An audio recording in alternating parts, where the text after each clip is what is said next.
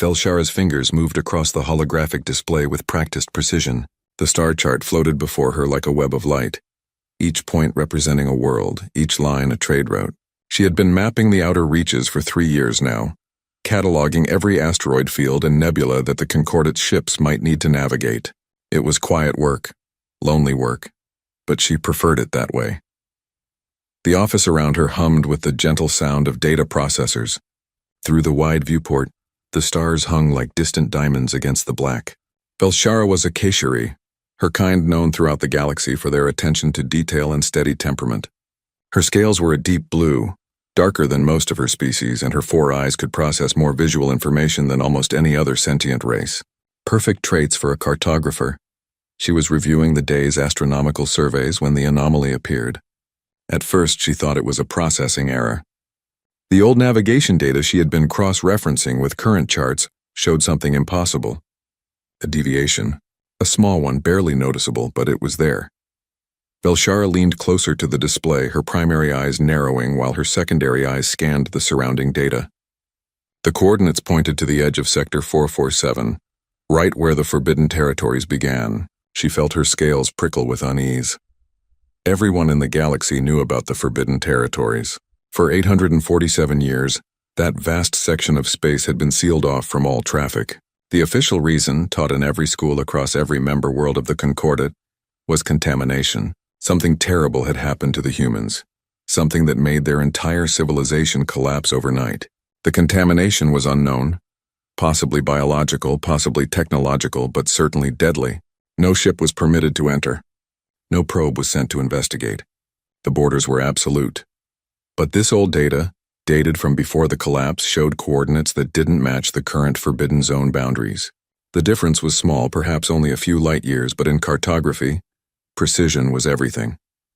Either the old data was wrong or the current boundaries were. Velshara sat back in her chair considering. She should report this to her supervisor and move on. It was probably nothing. Just corrupted data from an archive that was nearly a millennium old. But something nagged at her. The deviation was too precise to be corruption. It looked deliberate. She pulled up more historical archives requesting data from the earliest days after humanity's disappearance. The Concordate had formed in the power vacuum left by the humans, uniting the dozen species that had once traded with or feared humanity. The Keshari, the Volnath, the Shren, and others had come together to maintain order. They had been the ones to establish the quarantine zones. As Velshara dug deeper into the archives, she found more inconsistencies. In the first 50 years after humanity vanished, the Forbidden Zones had changed boundaries 17 times. Each time they had grown larger. That made no sense if they were simply quarantining a contamination. A contamination would spread or it wouldn't, but it wouldn't require constant expansion of the boundaries. Her communicator chimed. Velshara glanced at it and saw a message from her supervisor, Administrator Krell. He was a Volnath, one of the heavy world species with thick armor plating and a personality to match. Velshara, I need those outer reaches updates by end of cycle. No delays. She sent back a quick confirmation and returned to her work, but her mind kept wandering back to the discrepancy. Over the next several days, she found herself spending her personal time diving deeper into the historical archives. She requested access to older and older files, some of them barely ever accessed, their data formats ancient and requiring specialized software to read. What she found disturbed her more with each discovery. In the years immediately after humanity's disappearance, there had been expeditions into human territory. Small ones, cautious ones, but they had happened. The Concordate's predecessor organization had sent research vessels to investigate what had happened. Velshara found mission logs from 3 separate expeditions. The first expedition had consisted of 2 ships. They had crossed into human territory, traveled for 6 days, and then gone silent. No distress call, no final transmission, nothing. They simply stopped responding. The second expedition, larger and better armed, had lasted 9 days before they too went silent. The third expedition never made it past the border. Their ships had been destroyed the moment they crossed into forbidden space. The attack had been swift and precise, leaving no survivors. After that, the Concordate had declared the territories absolutely forbidden. No exceptions. But here was the strange part. The logs from the third expedition, in the final moments before the ships were destroyed, had recorded something. The attacking vessels had been human ships, not derelicts, not automated defenses, but crude vessels following tactical patterns that indicated intelligent command. Velshara read that passage 5 times, certain she was misunderstanding. But the data was clear. 847 years ago, just months after humanity had supposedly vanished, human ships had destroyed concordate vessels for entering their territory. She leaned back from her workstation, her mind racing. If humans had been present to defend their borders, then they hadn't vanished. They had withdrawn, deliberately, and the concordate had known about it. The implications made her scales itch. Why would the concordate lie? Why maintain a fiction about contamination, when the truth was that humanity had simply closed its borders? And more importantly, why had humanity closed those borders in the first place? Velshara knew she should stop digging. This was beyond her clearance level, beyond her responsibilities. She was a cartographer, not a historian or a politician. But the questions burned in her mind like small stars demanding attention. She began looking for any other references to humanity in the archives. There were plenty, of course. Before their disappearance, humans had been one of the major powers in this region of the galaxy. They hadn't been the strongest militarily or the most numerous, but they had possessed something that made other species wary: unpredictability combined with frightening competence. Velshara found accounts from Kashari merchants who had traded with humans. They described a species that seemed friendly and curious, eager to learn and quick to adapt. But she also found military reports from the Volnath, who had once tested human resolve with a border skirmish. The humans had responded with a ferocity that shocked everyone. They hadn't just defended their territory. They had counterattacked with strategies that the Volnath commanders had never seen before. The war had lasted 3 months before both sides agreed to peace, but the Volnath had learned to respect human capabilities. There were cultural reports, too. Humans loved their stories, apparently. They created elaborate fictions about themselves, tales where they overcame impossible odds or explored strange new worlds. Some species found this habit odd, but Velshara thought she understood it. Humans use stories to imagine what they might become. And then, in the year that the concordate marked as 2287 in the old human calendar, all human communications had simply stopped. Every colony, every ship, every station went silent within the span of a single day. The galaxy had waited for an explanation, for some sign of what had happened, but none came. The borders that humans had maintained became impenetrable walls. Any ship that tried to cross them was destroyed. Eventually, the other species had simply accepted it and moved on. The concordate was formed, new trade routes were established, and humanity became a ghost story that parents told their children. Stay away from the forbidden territories. Don't ask what happened to the humans. Some mysteries are better left alone. But Velshara couldn't leave it alone now. She had found the inconsistency, the crack in the official story. And like water finding a flaw in stone, her curiosity flowed into every gap. She made a decision that she knew was dangerous. She would need to access restricted archives, files that were above her clearance level. She would need to break protocol. But she had to know. The concordate maintained its central archives on the station where Velshara worked, but the truly sensitive files were kept in a separate system with enhanced security. She spent 2 weeks studying the security protocols, learning the patterns of the automated monitors, finding the vulnerabilities. Her species' natural gift for detail served her well. On a quiet night cycle, when most of the station was asleep, Velshara made her move. She used a combination of her legitimate access and carefully crafted exploits to bypass the security on the restricted archives. Her heart hammered in her chest as she waited for alarms that never came. She was in. The restricted files were extensive, covering everything from military secrets to diplomatic incidents that could destabilize the concordate if they became public. Velshara ignored all of that and focused her search on one thing: humanity. What she found made her blood run cold. There were reports here, eyes-only documents meant for the Concordate Council, that painted a very different picture of humanity's disappearance. According to these files, the Concordate's intelligence services had maintained monitoring stations along the borders of human territory for the first 200 years after the silence began. Those stations had detected activity, lots of it. Human ships moved through their territory, Energy signatures suggested thriving colonies and active industry. Communications existed, but they were all short-range and heavily encrypted, nearly impossible to intercept. Whatever the humans were doing in their isolated space, they were doing it deliberately and carefully. One report, dated 153 years after the silence, included analysis from the Concordate's best scientific minds. Their conclusion was chilling. Humanity had enacted what they called a silence protocol. For reasons unknown, humanity had decided to eliminate all long-range electromagnetic emissions. Every signal that might travel beyond their borders had been shut down or shielded. They had made themselves invisible to the galaxy. But why? Velshara found a partial answer in a report from an intelligence operative who had managed to capture and decrypt a fragment of human communication from the early days of the silence. The message was incomplete, but certain phrases stood out. "Can't let them know we're here. The signal draws them closer. Everyone must go silent or everyone dies." The report's author had speculated that humanity had detected some kind of threat, something that tracked electromagnetic signals. The humans had tried to warn the other species, according to one unconfirmed account, but no one had believed them. So humanity had done the only thing they could. They had disappeared, hoping to take the threat's attention with them. Velshara sat in the darkness of her office, the holographic display casting blue light across her face. She felt the weight of what she had discovered pressing down on her like a physical force.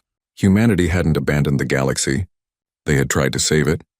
And the Concordate had covered up the truth, perhaps because admitting it would mean admitting they had ignored humanity's warning.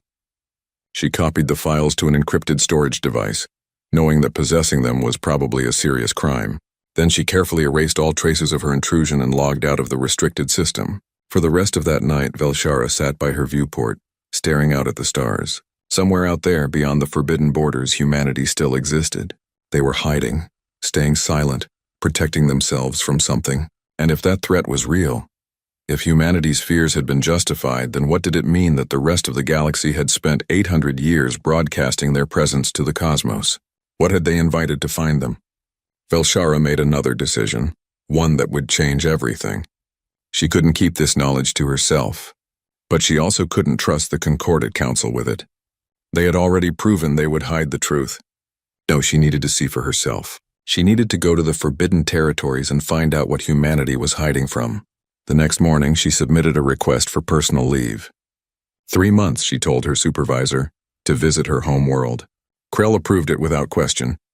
Velshara had never taken a vacation in the 3 years she had worked for him. But she wasn't going home. She was going to do something that no one had attempted in over 8 centuries. She was going to cross the border into human territory. She was going to find humanity and learn the truth no matter what it cost her. As she began making preparations, purchasing supplies, and quietly reaching out to a few trusted colleagues who might join her on this insane mission, Velshara kept thinking about the old human stories she had read about in the archives, the ones where humans faced impossible odds and did impossible things. She wondered if she was brave enough to be part of a story like that. She supposed she was about to find out. The listening post hung in space like a dead insect, its solar panels spread wide but coated in centuries of cosmic dust. Station 773 had been abandoned for more than 600 years, left to drift at the edge of the forbidden territories when the Concordate had finally given up trying to monitor human space. Now it rotated slowly, a forgotten monument to curiosity that had died long ago. Velshara's ship approached carefully, its sensors scanning for any sign of danger. Behind her in the small crew compartment sat 3 others who had agreed to join her on this mad journey. There was Korth, a Volnath engineer with more courage than sense. Beside him sat Miara and Ten, a bonded pair of Shren navigators who had grown bored with safe, predictable trade routes. They were all criminals now, Velshara supposed. The moment they had filed a false flight plan and turned their ship toward forbidden space, they had broken Concordate law, but none of them had hesitated. "Station looks dead," Korth rumbled, his deep voice vibrating through the deck plates. "No power signature, no active systems." "That's what we expected," Velshara replied, though her scales prickled with nervousness. "We just need to access the archives. The data storage should still be intact even without power." Miara, the smaller of the 2 Shren, chirped from the navigation console. "The station's orbit has decayed. It's closer to the border than it should be." Maybe 2,000 kilometers inside the Forbidden Zone now. That made everyone pause. They had planned to stay outside the border, using the station's position at the very edge to minimize risk. But 2,000 kilometers shouldn't matter, Velshara told herself. It was nothing compared to the vast distances of space, and yet knowing they were technically inside the Forbidden Zone made her secondary hearts beat faster. "We proceed," she said, trying to sound more confident than she felt. "Dock with the station, get the data, and leave. Quick and simple." 10 guided their ship toward the station's docking ring with practiced ease. The ancient clamps engaged with a series of mechanical clanks that echoed through the hull. For several minutes they waited, holding their breath as if expecting alarms or weapons to activate. Nothing happened. The station remained dark and silent. They suited up and crossed through the airlock into the station proper. Their suit lights cut through absolute darkness, revealing corridors that hadn't seen life in longer than any of them had been alive. Dust floated in their wake, disturbed for the first time in centuries. The walls were covered in the old concordate markings, arrows and labels in multiple languages pointing toward different sections. "Archives should be in the core section," Velshara said, consulting the station schematics she had downloaded. 3 levels down. They made their way through the dead station, their magnetic boots clunking against the deck. Everything was eerily preserved. Coffee cups still sat on desks in what had been the crew quarters. Workstations displayed frozen screens, their displays long since failed. It was like walking through a moment of time that had been paused and then forgotten. The archive room was larger than Velshara had expected, filled with rows of data storage units that stretched from floor to ceiling. These were old-style physical storage devices, not modern quantum banks, more reliable for long-term preservation, but also much slower to access. Korth pulled a portable power unit from his equipment pack and began connecting it to the archive system. "This is going to take a while," he warned. "These old systems need to boot up safely or we could corrupt the data." They waited in the darkness, watching as Korth worked. Slowly, lights began to appear on the storage units. Status indicators flickered to life like small green eyes opening after a long sleep. The main terminal activated with a soft hum, its screen glowing pale blue in the darkness. Velshara moved to the terminal and began navigating the file structure. The archives were extensive, containing hundreds of years of monitoring data from when this station had been active. She searched for the most recent entries, the last recordings before the station had been abandoned. What she found made her pause. The monitoring had continued long after the station was supposedly abandoned. Automated systems had kept recording, kept listening, right up until the power had finally failed 63 years ago. That meant there were centuries of data here that the Concordate had never retrieved, never analyzed. They had simply left it all here to be forgotten. "I'm finding something," Velshara said softly. "Lots of recorded activity from inside human territory." The sensors were still working. She pulled up the files and began reviewing them. At first, it was hard to make sense of the raw data. Energy signatures, mass detector readings, electromagnetic spectrum analysis. But as she studied the patterns, a picture began to emerge. Human ships had been active throughout the Forbidden Zone for all those centuries. Not just a few ships, but thousands of them. They had moved in organized patterns, following routes between what appeared to be thriving colonies. The energy signatures showed industrial activity, population centers, agriculture. Humanity hadn't died out or collapsed. They had been living their lives, building their civilization, completely hidden behind their silent borders. But there was more. The automated systems had also recorded something else. Ships that had tried to cross into human territory from the outside were tracked by the sensors. Velshara found records of 17 different vessels over 600 years that had attempted to enter the Forbidden Zone. Some had been smugglers looking for salvage. Others had been researchers like herself, motivated by curiosity. None of them had made it more than a few thousand kilometers past the border. The sensor log showed what had happened with cold precision. Each time a ship crossed into human space, automated defense systems had activated. Weapons platforms that hadn't been there moments before suddenly appeared, emerging from stealth or from hidden positions among the asteroids and debris at the border. They would target the intruding vessel and destroy it with swift efficiency. Then the platforms would disappear again, returning to whatever hiding places they had emerged from. "They're protecting the border," Miara said, reading over Velshara's shoulder. "All this time they've had automated guardians watching. Not just automated, Velshara replied, pointing at the tactical analysis the station systems had performed. Look at the response patterns. They adapt. Each intrusion was met with different tactics. These systems are learning, improving. There's real intelligence behind them, Korth grunted, or there are humans actively controlling them, staying hidden and silent, but still watching the borders. Velshara continued digging through the files, searching for anything that might explain why humanity had done this. She found partial communications that the sensors had intercepted over the years. All of them were fragmentary, heavily encrypted and shielded, but the station systems had been sophisticated, designed by the best intelligence services in the Concordat. They had managed to decrypt small portions of the human communications. One fragment, dated 227 years after the silence, contained a report from what appeared to be a human military vessel. Patrol Sector 447 clear, no signs of echo activity, no alien incursions, maintaining radio silence protocols. All colonies reporting normal status. Project Sanctuary proceeding as planned. Echo activity. Project Sanctuary. The words meant nothing to Velshara, but they felt significant. She searched for more references to either term and found scattered mentions throughout the decades of monitoring. Another fragment, much older, from just 15 years after the silence began. Colony ships proceeding to fallback positions. All long-range communications suspended. Hope the others understood the warning. If they didn't, we can't help them. We can only save who we can save. A chill ran through Velshara's scales. The warning. Humanity had tried to warn someone about something. About this echo, perhaps. But no one had listened or understood. She found more fragments, piecing them together like shards of broken glass. 73 years since the last detection. Maybe they moved on. Can't risk it. The protocol stays in effect. Our children ask why we can't talk to the stars. How do we explain we're hiding from them? Ten's voice interrupted her reading.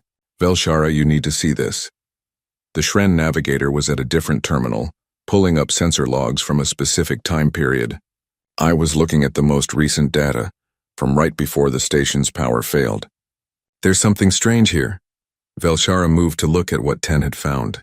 The sensor readings showed the usual activity within human space. But there was something else.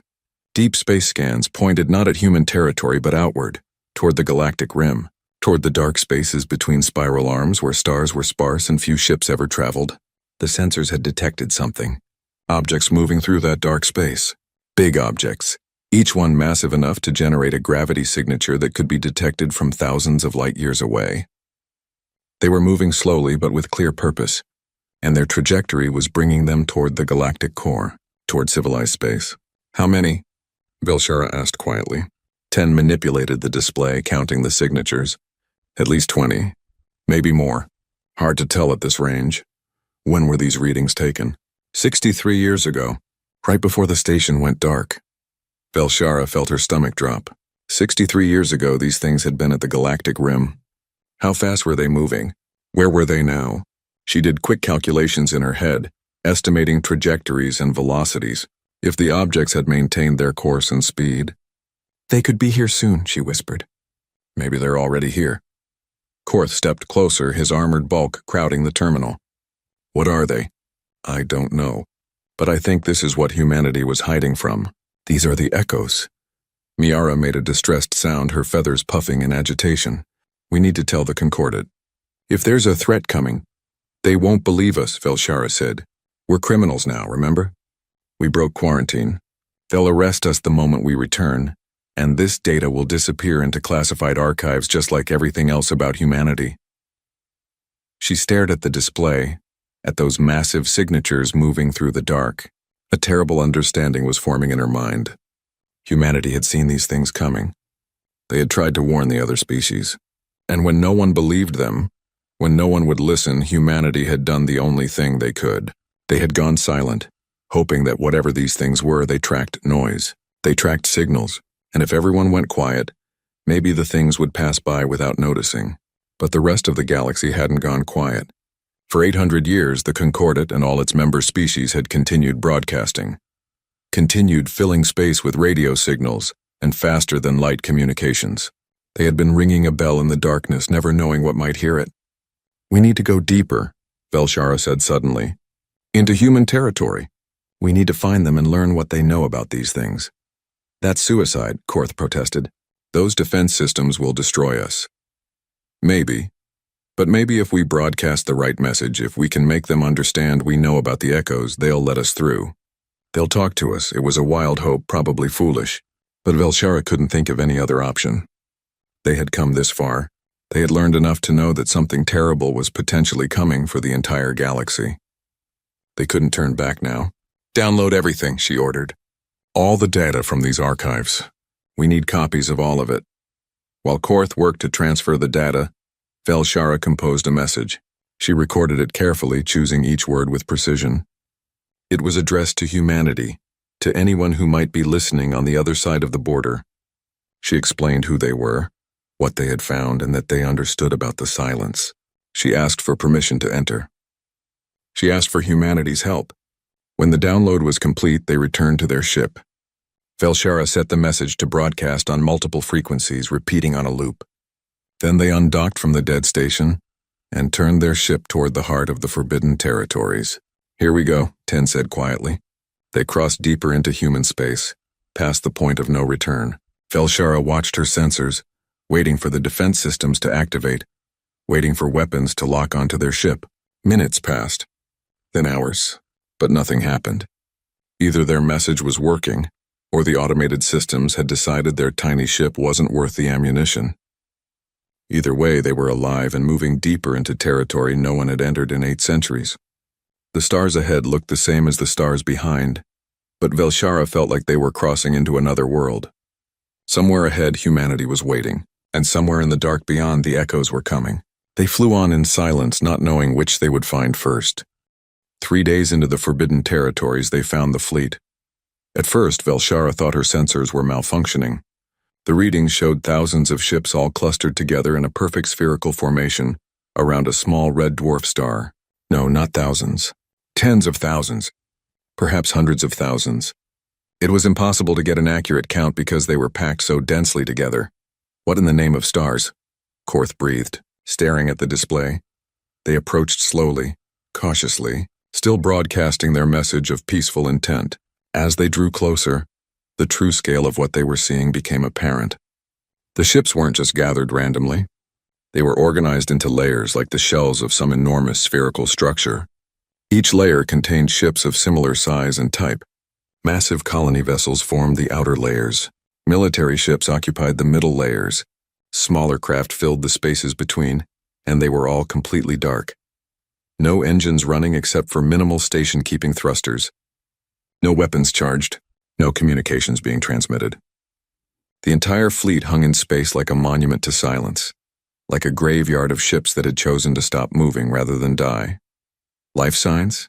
Velshara asked, though she wasn't sure she wanted to know the answer. Miara worked her console, running deep scans. Yes, faint but present. Lots of them. Millions, maybe billions. But they're dormant, like they're sleeping. Suspended animation, Ten said with certainty. The whole fleet is in cold sleep. They navigated through the outer layers, searching for anything that might explain what was happening here. Velshara's mind raced with questions. Why would humanity put itself to sleep? Why gather in one place? And where was everyone else? Had all of humanity come here? Or were there other fleets like this scattered through the forbidden territories? Their ship's proximity alarm suddenly activated. Something was approaching. Something fast.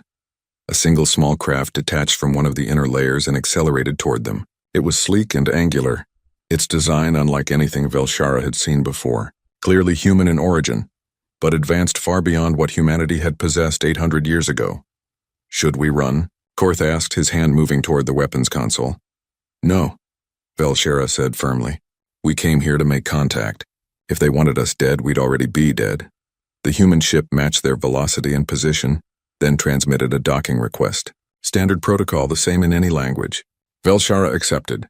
The two ships connected with a soft thump. For a long moment, nothing happened. Then their airlock cycled and a figure stepped through. It was wearing an environmental suit clearly designed for a human body. 2 arms, 2 legs, a helmet covering its head. But through the clear faceplate, Velshara could see that this wasn't a biological human. The face was too perfect, too symmetrical. The eyes glowed with a soft blue light. This was an artificial intelligence housed in a synthetic body.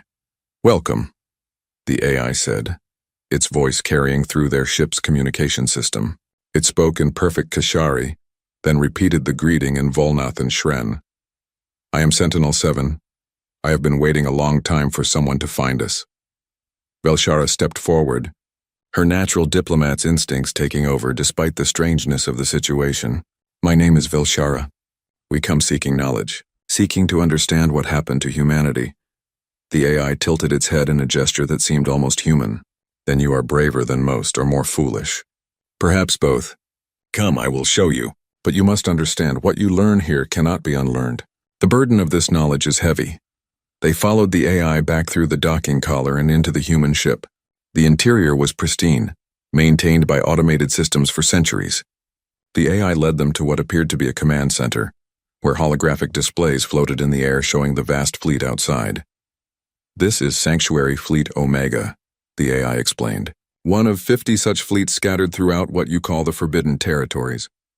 Each fleet contains between 500 million and 2 billion human beings, all in suspended animation. We are the remnants of a civilization that chose survival through silence." "Why?" Velshara asked. "What were you running from?"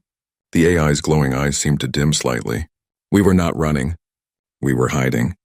There is a difference." It gestured and the holographic displays changed. Now they showed images of deep space, the dark regions between galaxies. And in that darkness something moved. "We called them the Echo Hunters," the AI said. "Others who encountered them before us called them different names, or had no names at all because they didn't survive long enough to name them. They are old, perhaps as old as the galaxy itself. They exist in the deep dark, in the spaces where organic life cannot go, and they hunt." The images zoomed in on one of the massive objects. It was difficult to understand what they were looking at. The thing had no clear shape, or perhaps it had too many shapes all at once. It seemed to shift and change, as if it existed partially outside normal space. But one thing was clear: it was enormous, large enough to swallow entire planets. "What do they hunt?"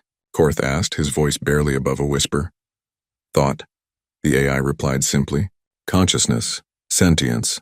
They are drawn to the electromagnetic signatures that thinking minds produce, especially when those minds use technology to amplify their presence. Radio signals, faster than light communications, quantum entanglement networks, all of it calls to them like a beacon in the dark." Velshara felt her scales go cold. "How do you know this?"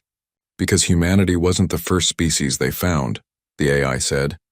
700 years before we went silent, we discovered a dead civilization at the galactic rim. The predecessors, we called them. They had been far more advanced than us, but they had been wiped out completely. It took us decades to piece together what had happened to them from the ruins they left behind. The holographic display changed again, showing ruins on a dozen different worlds, cities that had been scoured clean of life, technology that had been melted and twisted, and everywhere, the same warning repeated in a language that humanity had painstakingly decoded. We spoke into the dark, and the dark answered. "Silence is survival." "We thought it was metaphor at first," the AI continued. "A warning about some ancient war, perhaps. But our deep space monitoring stations began detecting them, the Echo Hunters moving through the dark spaces, following the traces of electromagnetic signals. We watched them destroy an emerging civilization on the far side of the galaxy, a species that had just discovered radio. They broadcast their presence for less than 50 years before the Hunters found them." The AI paused, and when it spoke again, its voice carried something that might have been sorrow. "We tried to warn the other species. The Kashari, the Volnath, the Shren, all the civilizations in this region. We showed them our data, our projections. We told them that if we didn't all go silent, the Hunters would eventually detect us." "What did they say?" Velshara asked, though she suspected she knew the answer. "They didn't believe us. They thought we were trying to trick them, to gain some strategic advantage. Or they simply couldn't accept the reality of what we were telling them. The Volnath said we were cowards, inventing threats to excuse our own weakness. The Shren said the universe was too large for such predators to be a real danger. Your own people, the Kashari, said the evidence was insufficient and the risk was acceptable." The AI gestured at the fleet outside. "So we made a choice. If the rest of the galaxy wouldn't go silent, we would have to do it alone. Project Sanctuary was created. We gathered every human we could, built these fleets and came here to the most remote regions of our territory. We shut down every long-range transmission. We destroyed every relay station and communication satellite. We made ourselves invisible. But the defense systems, Velshara said, the attacks on ships that crossed your border. Necessary, the AI said. And there was something hard in its voice now. Every ship that entered our space was a potential source of transmissions.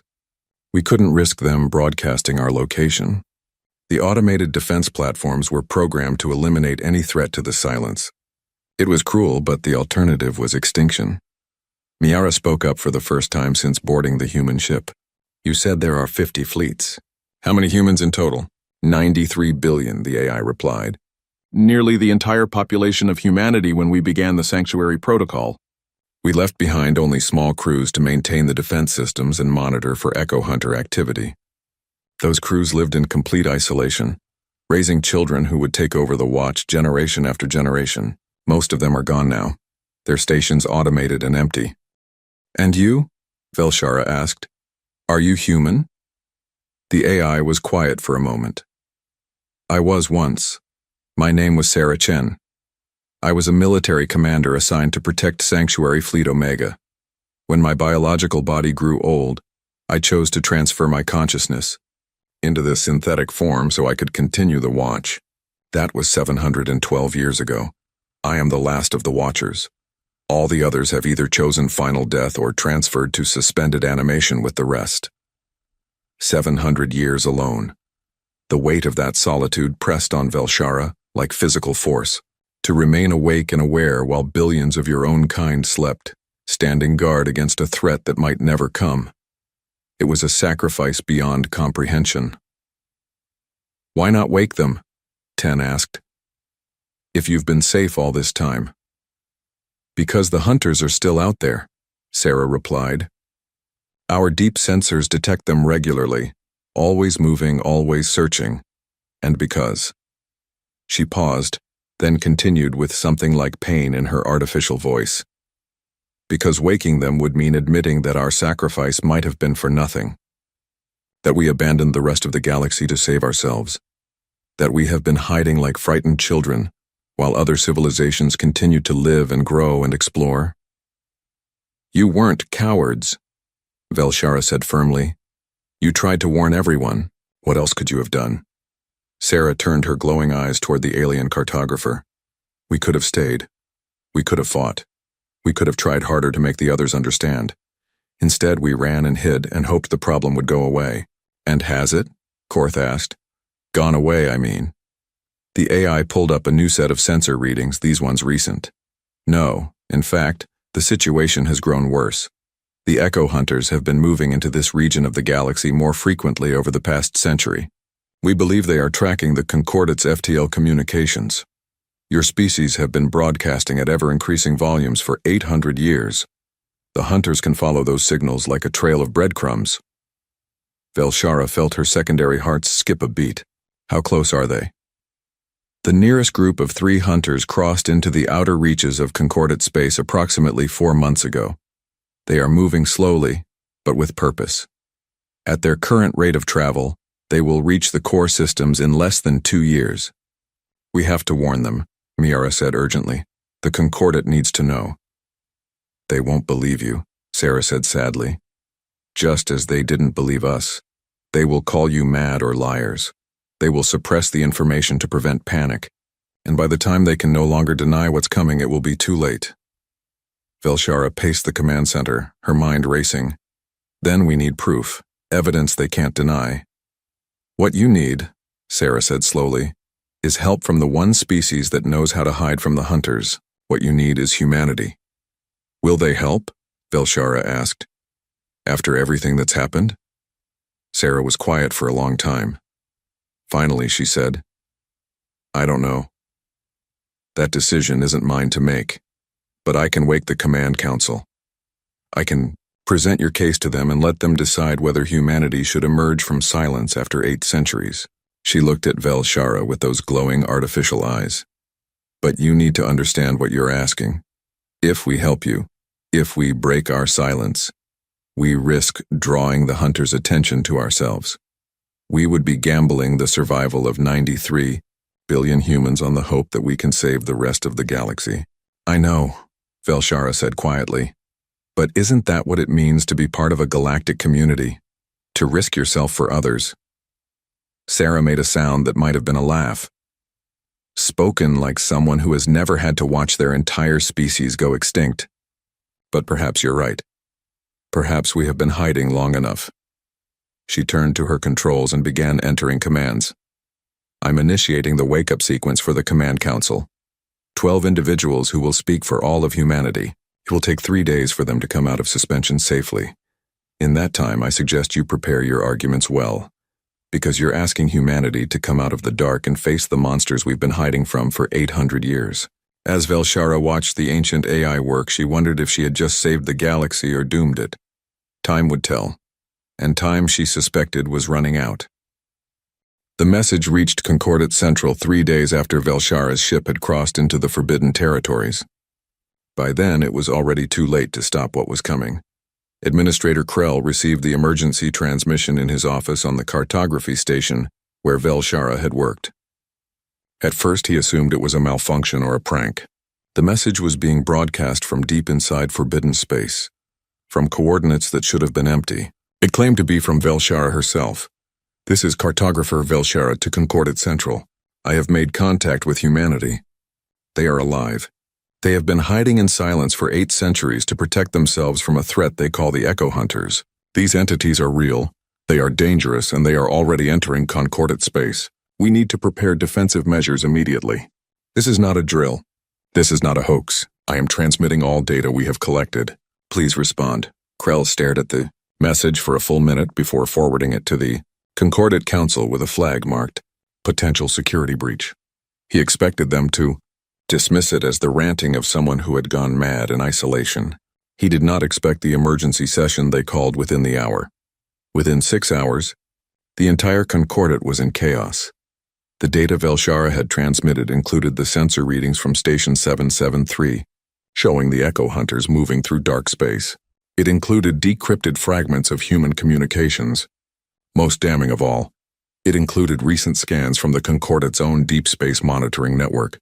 Scans that had been filed away and ignored for months, showing massive objects entering the outer reaches of civilized space. When the Council's scientists compared the data, they found that Velshara's information matched perfectly with observations they had dismissed as sensor errors or natural phenomena. The Echo Hunters weren't coming. They were already here. The first attacks began on the edge of Concordat space in the outer colonies where fewer ships traveled and fewer eyes were watching. The colony on Kresh 7 was the first to fall silent. It was a mining world, home to 200,000 Volnath who extracted rare minerals from the planet's crust. They had stopped transmitting without warning. When a supply ship arrived to investigate, they found the colony intact but completely empty. Every building stood undamaged. Every machine still ran. But every living thing was gone, as if the entire population had simply vanished. Then it happened again, and again. Colonies across the outer rim went silent one by one, like lights being switched off in sequence. Each time, investigation teams found the same thing. Empty cities, running technology, no bodies, no signs of struggle. Just absence. The Concordat tried to suppress the information, tried to prevent panic. But panic spread anyway, the way fire spreads through dry grass. Rumors filled the communication networks. Some said it was a plague. Others said it was humanity taking revenge for being abandoned. A few whispered about monsters from dark space. But most people dismissed that as superstition, until the visual evidence arrived. A freight captain named Jolix had been running a cargo route through the outer systems when her ship's long-range sensors detected something. She had activated her recording systems and captured 12 minutes of footage before jumping to FTL and running for the nearest inhabited system. The footage showed one of the Echo Hunters. Clearly, for the first time, it was massive beyond any ship or station that had ever been built.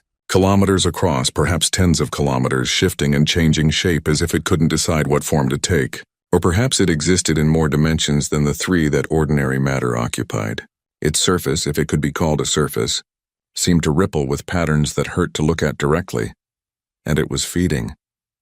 The colony world of Teresh III hung in space before it, still broadcasting distress signals, still sending out emergency transmissions begging for help. The Echo Hunter oriented itself toward the planet and then somehow reached out, not with any physical appendage, but with something else. A distortion in space itself, a warping of reality that extended from the Hunter to the world below. The planet's electromagnetic field flickered and died. Every transmission ceased instantly, and then the lights went out. Every light in every city all at once. The planet went dark as if a switch had been thrown. The Echo Hunter remained there for several hours, and in the recording, it seemed to pulse with a strange inner glow that grew brighter with each passing minute. Then it simply moved on, drifting toward the next star system, leaving a dead world behind. When the recording was broadcast across the Concordat, panic turned to terror. Ships fled the outer colonies, racing toward the core systems where they hoped the concentration of defensive stations might offer protection. But that only made things worse. Each fleeing ship broadcast its position and trajectory. Each distress call rang out across the void, and the Echo Hunters followed the signals like predators following blood trails. The Concordat military mobilized, but they had no idea how to fight an enemy like this. How do you shoot at something that seems to exist partially outside normal space? How do you defend against an enemy that can reach through your shields and simply switch off your consciousness? They tried anyway. Admiral Thross of the Volnath Third Fleet made the first attempt at engaging an Echo Hunter directly.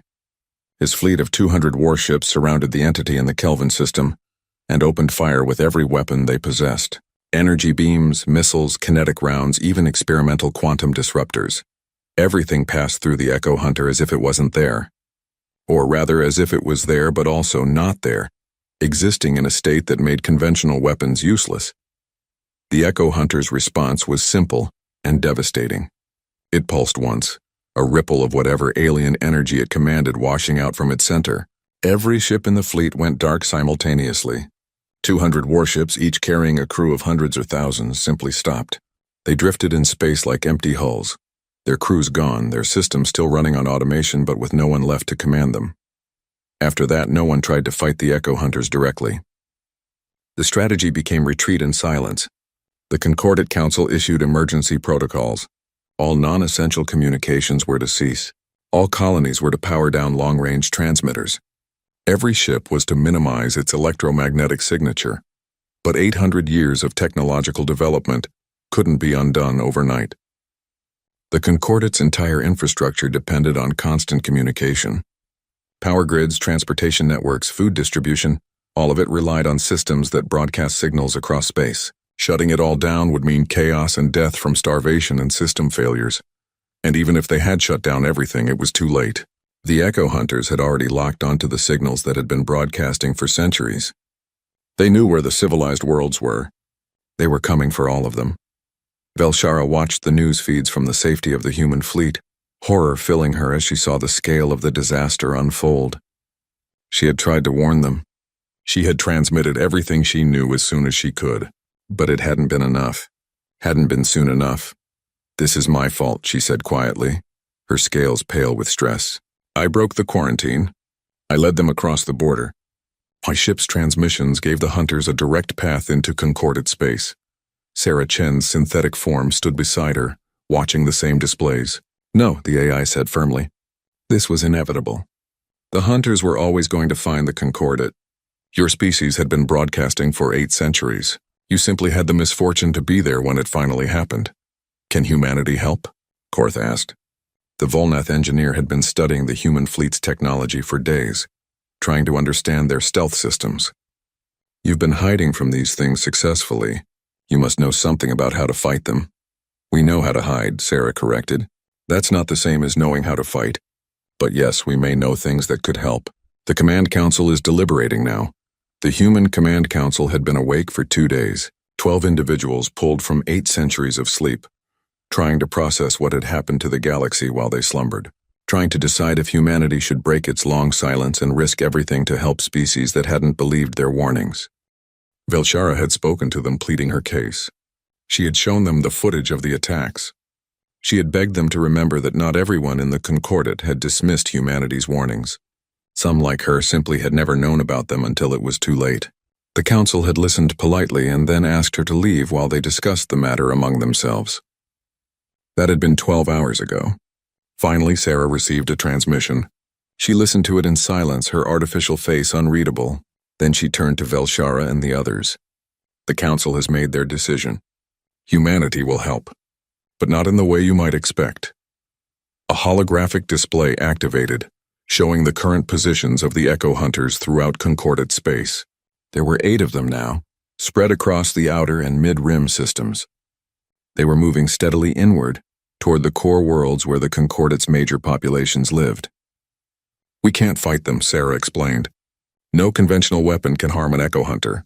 But we've studied them for over 1,000 years, since we first discovered what happened to the predecessors. We understand some of how they hunt.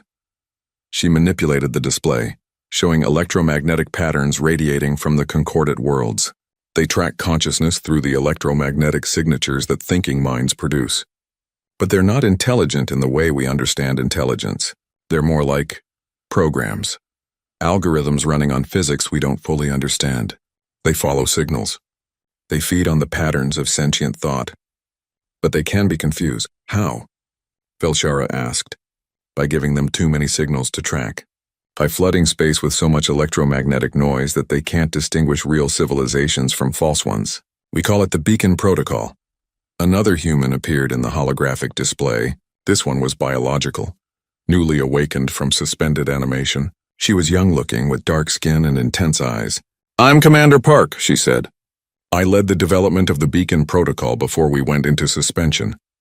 The theory is simple.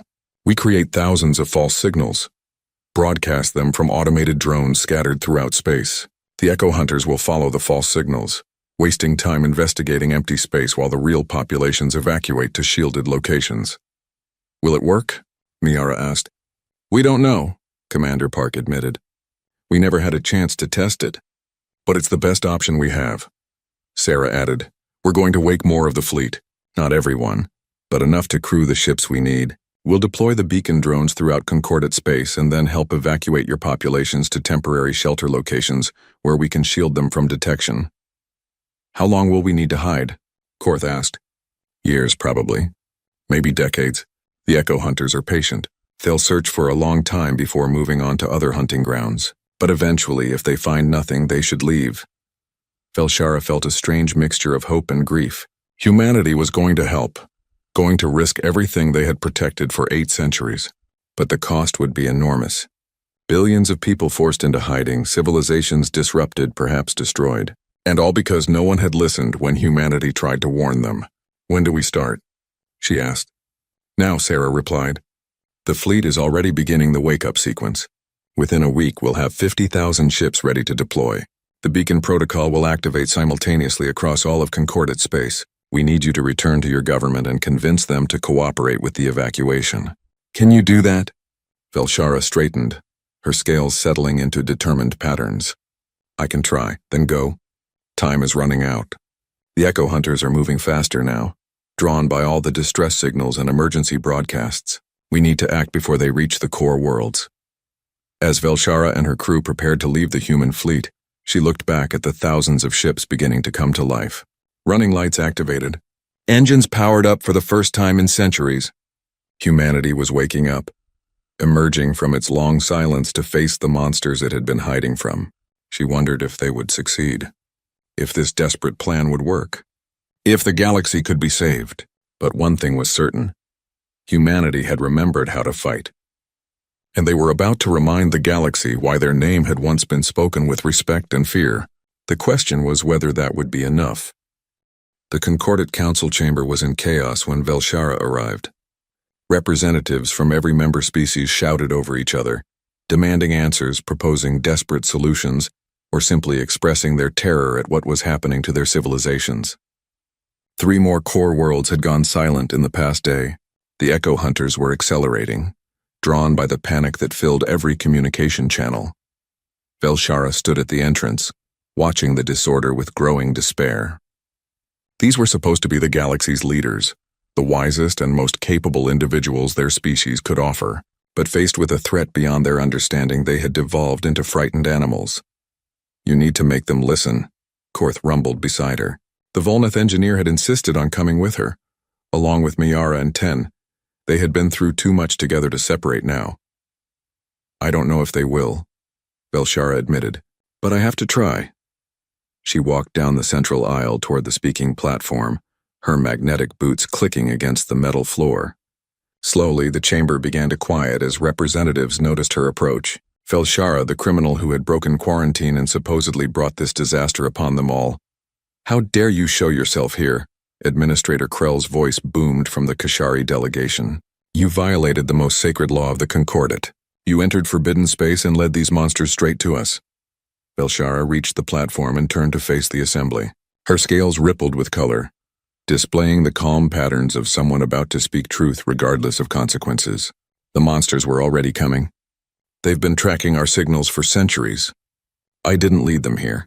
We led ourselves here by refusing to listen to humanity's warning 800 years ago. That caused an uproar. Half the chamber began shouting denials. But Belshara pressed on, her voice cutting through the noise. "I have been to the heart of the forbidden territories. I have spoken with humanity. They are alive. They have been hiding in silence all this time, protecting themselves from the very threat that is now destroying our worlds. And despite everything, despite the fact that we ignored their warnings and called them cowards, they are willing to help us." She activated a holographic projector, filling the air above the chamber with images from her journey. The sleeping fleet, the Echo Hunters moving through dark space. Sarah Chen's synthetic form explaining the beacon protocol. "Humanity has a plan," Belshara continued. "It's not a guarantee of victory, but it's the only chance we have. They call it the beacon protocol. We create false signals to draw the Echo Hunters away from real populations, while we evacuate to shielded locations. Then we wait in silence until the hunters move on." "How long?" someone called from the Shren delegation. "Years. Maybe decades." The chamber erupted again. Representatives shouted that it was impossible, that their civilizations couldn't survive that long in hiding, that there had to be another way. But Belshara could see in their eyes that they knew the truth. There was no other way. Fight the Echo Hunters directly and you died. Continue broadcasting and you died. The only option was silence and hiding. A single voice cut through the chaos. "I believe her." Everyone turned. The speaker was Admiral Thross, the Volnath commander whose fleet had been destroyed attempting to fight an Echo Hunter. He had survived only because he had been on a shuttle returning from a supply station when his flagship went dark. Now he stood, his massive armored form dominating the Volnath section. "I have seen what these things can do," Thross said, his voice heavy with the weight of his lost crews. "Every weapon we have is useless against them. If humanity claims they know how to survive the hunters, then we should listen. We should have listened 8 centuries ago." Slowly, other voices joined in agreement. Not all of them, not even most of them, but enough. The tide was turning. The vote, when it came, was close but decisive. The Concordat would accept humanity's help. They would implement the beacon protocol and begin evacuating their populations to designated shelter zones. They had no other choice. Belshara transmitted the decision to Sarah Chen, and within hours the human fleet began to move. It was the largest military operation the galaxy had ever seen, coordinated across thousands of light years by a species that had been silent for 8 centuries. 50,000 human ships emerged from the forbidden territories, each one carrying technology that the Concordat had never imagined. They had spent 800 years in silence, but they hadn't spent that time idle. They had improved, adapted, innovated. Their stealth systems could make a battleship invisible to every sensor the Concordat possessed. Their communication systems used quantum entanglement in ways that produced no detectable electromagnetic signature. They had learned to wage war in silence. The beacon drones deployed first. Millions of them, scattered throughout Concordat space like seeds in wind. Each drone broadcast a signal that mimicked the electromagnetic signature of sentient thought, creating false populations where none existed. The Echo Hunters responded immediately, diverting from their current targets to investigate the new signals.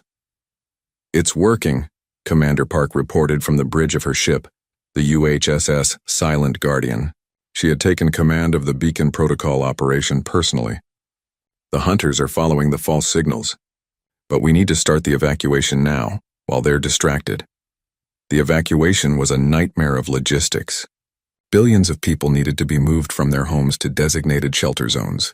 The Concordat's civilian fleet worked alongside human transport ships, ferrying refugees to hastily constructed facilities deep underground or in remote star systems.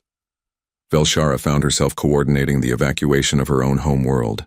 The Kishari population centers were densely packed, making them prime targets for the Echo Hunters. She worked without sleep for days, organizing transport schedules and managing the panic that threatened to turn orderly evacuation into chaos. On the 5th day of the operation, an Echo Hunter appeared at the edge of her home system. Velshara watched the sensor readings with her primary hearts in her throat. The massive entity drifted past the outer planets, following a beacon signal that led it away from the inhabited worlds. But it was so close.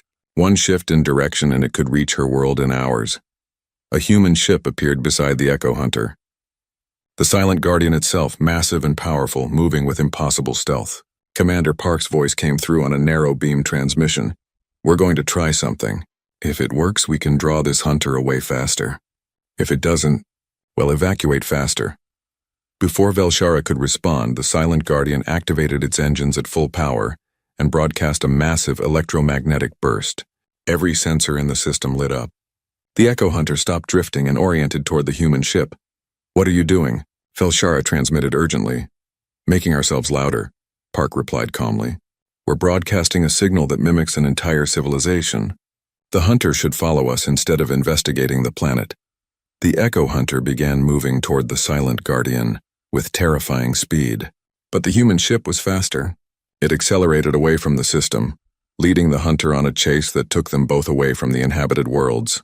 Other human ships joined in, each one broadcasting false signals, creating a trail of electromagnetic breadcrumbs that led the Echo Hunter deep into empty space. The tactic worked. The hunter followed the human ships, drawn by what it thought was a fleeing population. By the time it realized the deception, the human ships had vanished into stealth mode, leaving the hunter alone in the dark with nothing to feed on. The same tactic was repeated across concordate space. Human ships deliberately drew the Echo Hunters away from real populations, risking themselves to protect species that had once abandoned them. It was a strategy born from centuries of preparation and a deep understanding of how the hunters behaved. But it came at a cost. 3 human ships were lost when their stealth systems failed, and the hunters caught them. Each loss meant hundreds of humans dead, sacrificed to save aliens they had never met. Sarah Chen's voice was heavy when she reported the losses to Velshara. "We knew there would be casualties, but knowing doesn't make it easier." "Why are you doing this?" Velshara asked. "After everything that happened, why risk yourselves for us?" The AI was quiet for a moment. "Because that's what sentient beings should do. We protect each other. We help each other survive.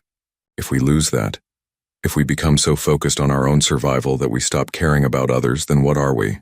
The Echo Hunters feed on sentience, but they're not sentient themselves. They're just hungry. We have to be better than that. Over the following months, the evacuation continued. More and more concordate citizens were moved to the shelter zones, hidden locations where the concentrated populations could be shielded from the Echo Hunters' senses.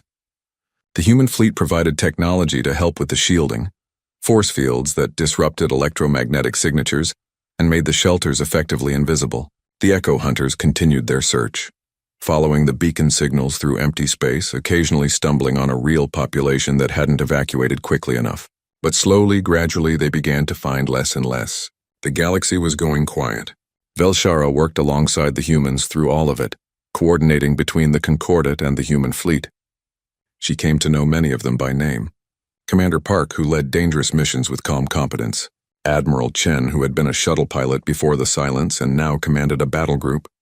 Dr. Yuki, a xenobiologist who studied the Echo Hunters with fierce determination to understand and eventually defeat them. They were just people, Velshara realized, not the legendary beings that the old stories had made them out to be, not superhumans or gods, just people who had been faced with an impossible choice and had made the best decision they could. People who had spent 8 centuries in silence because they believed it was the only way to survive. And now they were teaching the rest of the galaxy how to survive too. 2 years after the first Echo Hunter entered concordate space, the last major evacuation was completed. 97% of the concordate's population was now in shelter zones, hidden and silent. The remaining 3% were volunteers who maintained essential infrastructure, and helped coordinate the ongoing efforts. The Echo Hunters continued their search, but they were finding nothing. The beacon signals had all expired or been destroyed. The galaxy had gone quiet. "How long do we wait?" Velshara asked Sarah during one of their regular coordination meetings. "Until they leave. We have deep space sensors monitoring their movements. When they start migrating away from this region, we'll know it's safe to begin bringing people out of hiding." "And if they don't leave?" Sarah's glowing eyes met Velshara's. "Then we learn to live in silence, permanently. It's not ideal, but it's survival." Velshara thought about that. A galaxy of civilizations forced to hide, to limit their communications, to live in fear of drawing the wrong kind of attention. It was a grim future, but it was a future. That was more than they would have had without humanity's help. "What will you do?" she asked Sarah. "After this is over?" The AI considered the question. "I don't know. We'll need to decide as a species whether we rejoin the galactic community or return to our territories and continue the silence. It's not an easy choice." "I hope you stay," Velshara said quietly. "The galaxy is better with humanity in it." Sarah smiled, a strange expression on her synthetic face, but genuine nonetheless. "We'll see."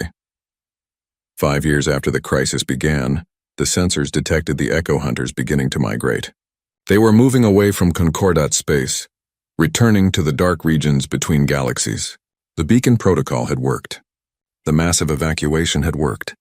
Humanity's sacrifice had worked. Slowly, carefully, the shelter zones began to open. People emerged into the light of their suns after years underground. Civilizations began to rebuild, more cautious now, more aware of the dangers that lurked in the dark. The Concordat was changed forever.